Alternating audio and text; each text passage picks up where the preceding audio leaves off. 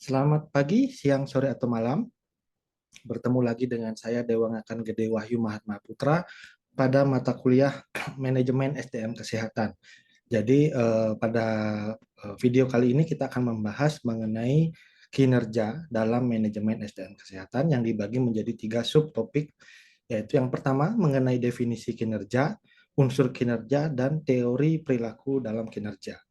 Lalu yang kedua kita akan membahas mengenai definisi, teori, dan metode penilaian kinerja. Lalu yang ketiga kita akan membahas mengenai indikator kinerja di rumah sakit seperti KRI, RI, PI, dan KPI.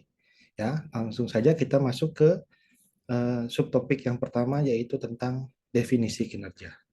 Apa itu kinerja? Menurut Kamus Besar Bahasa Indonesia, kinerja itu merupakan sesuatu yang dicapai, ya, atau bisa dikatakan sebagai sebuah prestasi yang bisa dilihat dan bisa dikatakan sebagai sebuah kemampuan kerja atau kemampuan seseorang individu dalam menyelesaikan suatu pekerjaan. Ya, itu definisi kinerja. Lalu menurut Kamus Oxford Dictionary, kinerja merupakan seberapa baik atau buruknya, seberapa baik atau jeleknya seseorang melakukan sesuatu, ya, atau menilai penilaian, ya, sebuah penilaian tentang seberapa buruk atau baiknya sesuatu itu dilakukan, sesuatu itu dikerjakan, ya, atau kinerja atau dalam bahasa Inggrisnya disebut performance bisa dikatakan sebagai sebuah tindakan, ya, atau sebuah proses dalam melakukan suatu tugas atau tanggung jawab. Ya, itu definisi dari kinerja. Lalu definisi yang ketiga, kinerja bisa dikatakan sebagai sebuah penampilan atau sebuah penunjukan, ya, memperlihatkan gitu hasil karya baik dalam bentuk kuantitas atau kualitas dari seorang individu atau mungkin dalam organisasi. Jadi kinerja itu bisa diukur dari individunya atau dari organisasinya secara keseluruhan. Itu definisi kinerja. Lanjut, ya, tentang unsur dalam kinerja. Jadi kinerja itu harus mempunyai tujuan, ya, ada tujuan yang ingin dicapai sehingga tujuan itu akan menjadi tolak ukur menjadi capaian, ya. Jadi ibaratnya tujuan itu seperti sebuah garis finish. Jadi ketika sebuah pekerjaan itu mencapai garis finish, mencapai tujuan, artinya pekerjaan itu sudah dianggap baik dan bisa diselesaikan, ya.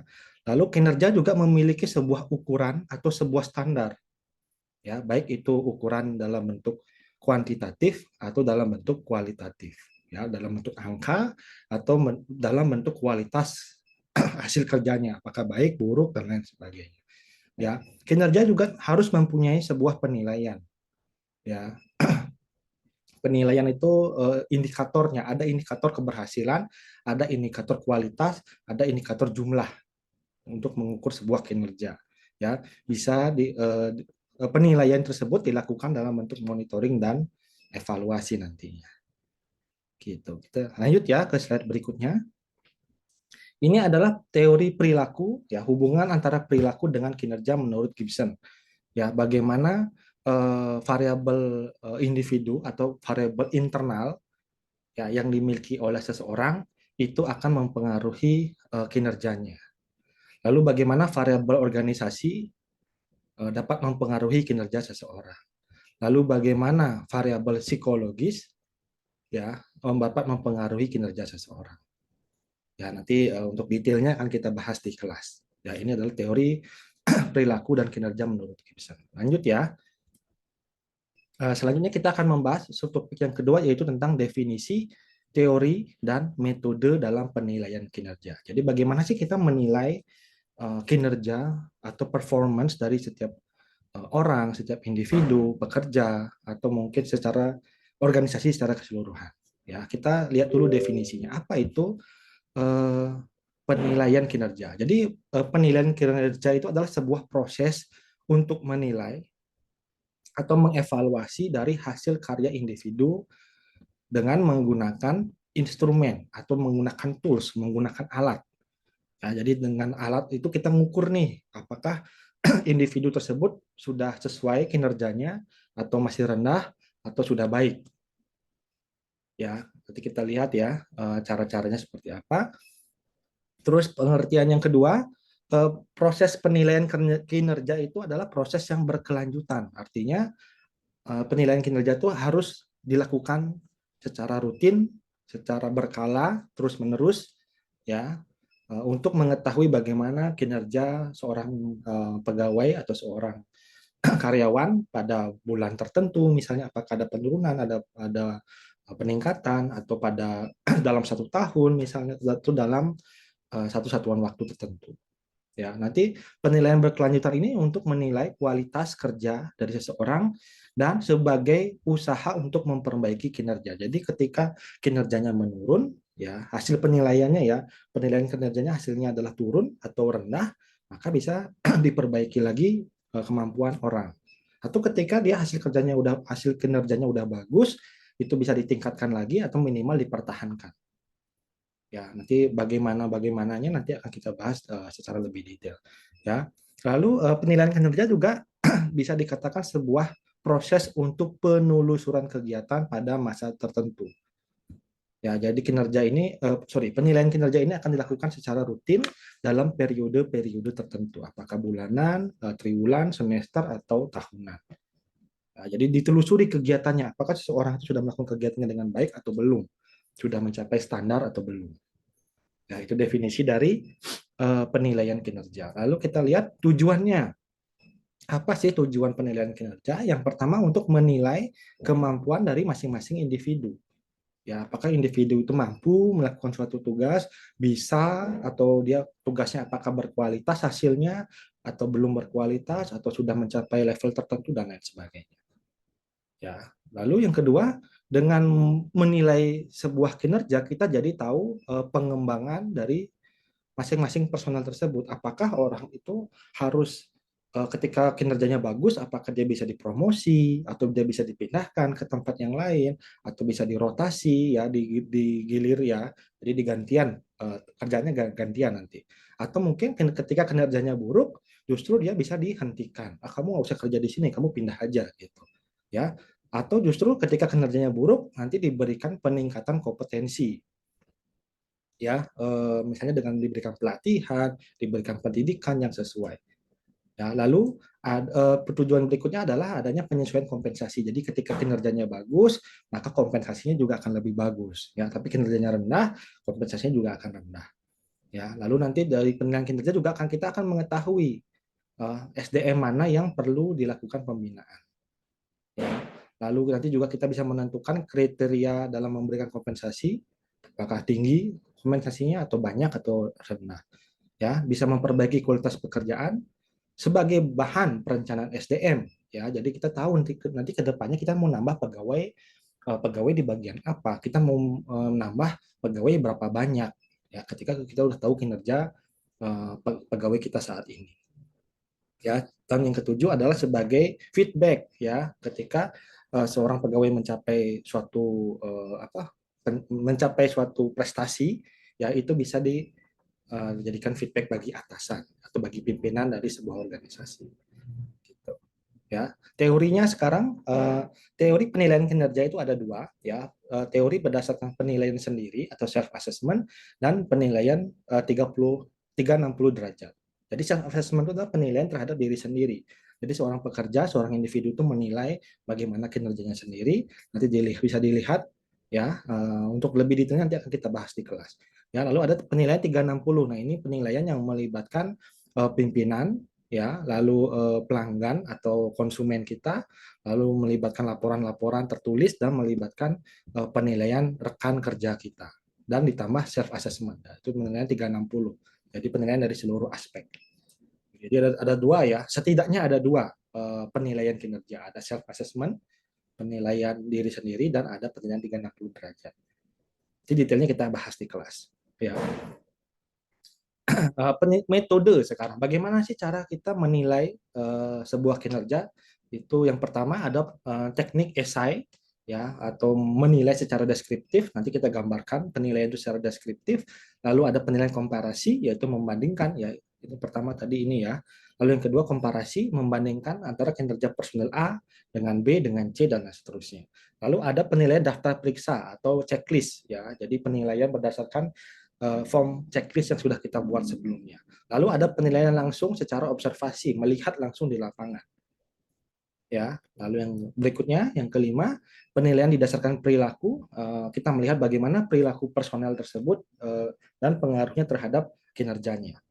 Ya, lalu kita yang keenam, ada penilaian ketika terjadi suatu insiden, suatu kejadian penting. Nah, baru kita lakukan penilaian. Ya, lalu yang ketujuh, penilaian berdasarkan efektivitas atau mengukur sejauh mana output atau capaian dari masing-masing personel. Lalu ada penilaian berdasarkan peringkat atau melihat pembawaan atau apa ya namanya ya, sifat-sifat bawaan dari si personel itu, apakah dia setia, tanggung jawab, ketaatan, prakarsa, kerjasama, dan lain-lain. Itu 8 contoh dari metode penilaian kinerja. Ya. Lalu apa sih faktor-faktor yang mempengaruhi kinerja? Ada faktor internal, yaitu mulai dari karakteristik pribadi, motivasi, ya, dan itu ya faktor internalnya. Kalau faktor eksternalnya mulai dari pendapatannya, keluarga, organisasi, supervisi, dan pengembangan karir yang bisa didapatkan. Jadi inilah 7 faktor yang mempengaruhi kinerja. Jadi kalau pengen tahu lebih detailnya, nanti silakan ditanyakan di kelas, nanti kita bahas di kelas. Begitu. Ya, lalu yang subtopik yang terakhir adalah kita akan membahas tentang indikator kinerja di rumah sakit dari KRI, RI, PI, dan KPI. Apa itu? Ya, indikator kinerja. Ya, kita lihat dulu definisinya. Adalah sebuah pengukuran, ya, atau bukan sebuah pengukuran, sebuah ukuran, ya, sebuah standar, baik itu dari sisi kuantitatif maupun kualitatif yang dapat mengindikasikan pencapaian dari suatu eh, pencapaian sasaran dan tujuan dari suatu unit atau dari suatu instalasi di rumah sakit. Ya, jadi indikator ini merupakan sebuah standarnya, sebuah pedomannya, sebuah apa ya, semacam ya standar lah ya, semacam eh, daftar yang harus dipenuhi, ya, daftar yang harus dipenuhi ketika sebuah instalasi unit di rumah sakit itu ingin mendapat kinerja yang baik.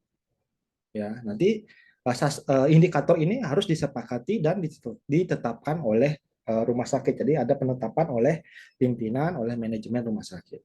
Ya, jadi indikator itu harus sifatnya spesifik, ya, harus jelas gitu ya, measurable, dapat diukur, dapat diteliti begitu, lalu relevan sesuai dengan tujuan dari organisasinya, terus masuk akal juga, ya, reliable itu artinya penilaiannya itu dapat dipertanggungjawabkan, ya, mau mau ditelitinya hari ini atau ditelitinya bulan depan itu tidak ada perbedaan, ya, jadi tidak boleh berubah-ubah gitu ya. Dan yang terakhir adalah valid atau sesuai dengan kenyataan.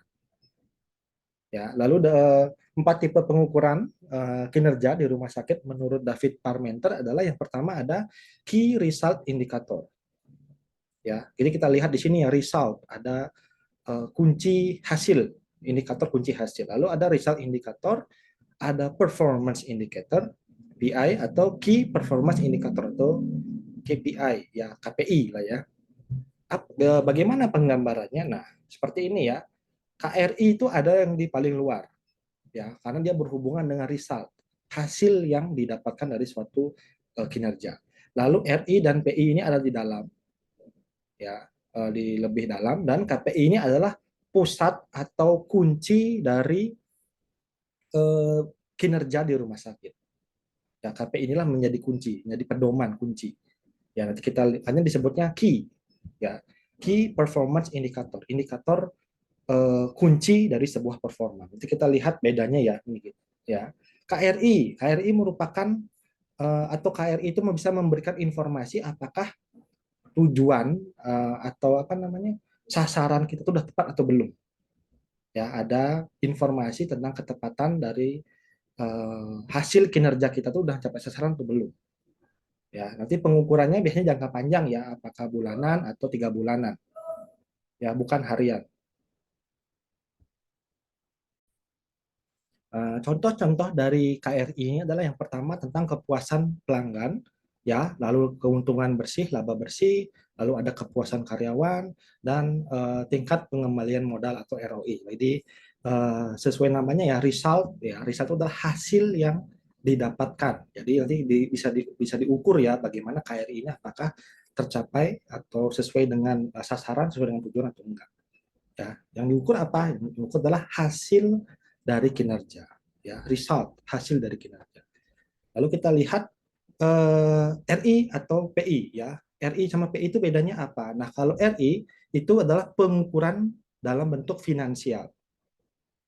Ya, apakah bagaimana ini contohnya ya, tentang seberapa penjualan obat di suatu rumah sakit ya dalam bentuk nominal ya, dalam bentuk angka, dalam bentuk uang ya. Lalu berapa sih pendapatan dalam pemeriksaan medis, pendapatan di pemeriksaan laboratorium ya. Jadi yang diukur dalam RI adalah apa yang harus ditingkatkan dan apa yang harus diturunkan atau dihemat ya, termasuk juga nanti yang diukur adalah penghematan biaya listrik, air, BBM dan lain sebagainya.